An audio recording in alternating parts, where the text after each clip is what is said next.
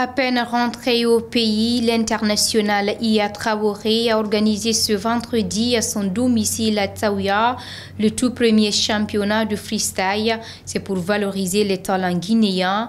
Plusieurs jeunes de la capitale ont pris part à cette première édition du championnat.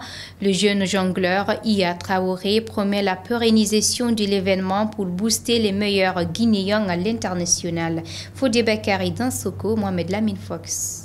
C'est le domicile privé de la star internationale Iya Traoré, situé au quartier Taouya, qui a abrité ce vendredi ce premier championnat de freestyle. Ce concours vise essentiellement à mieux valoriser les jeunes talents du pays. Je pense que mon devoir aussi, c'est de venir en Guinée, rassembler la jeunesse entre eux, parce que l'avenir de la Guinée, c'est la jeunesse.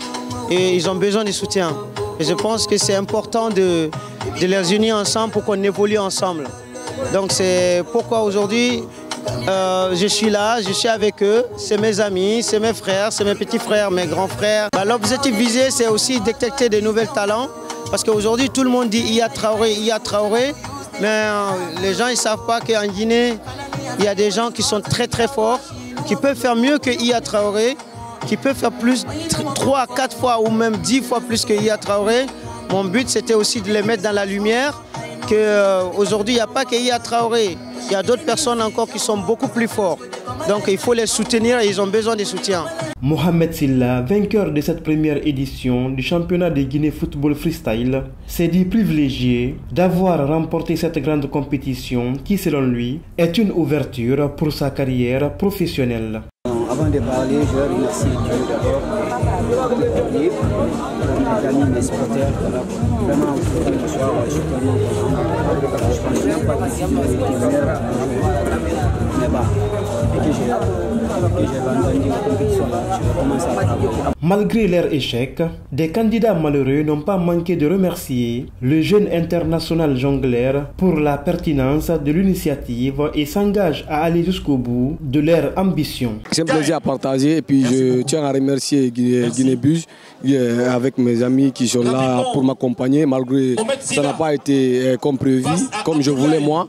Mais quand même, je suis très bien à l'aise parce que on m'a vu prester et puis c'était un plaisir quand même.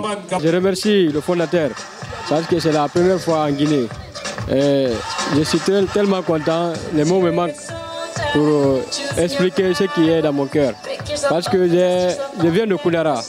J'ai payé 300 000 pour venir assister à cette compétition. C'est parce que c'est une compétition vraiment qui est importante.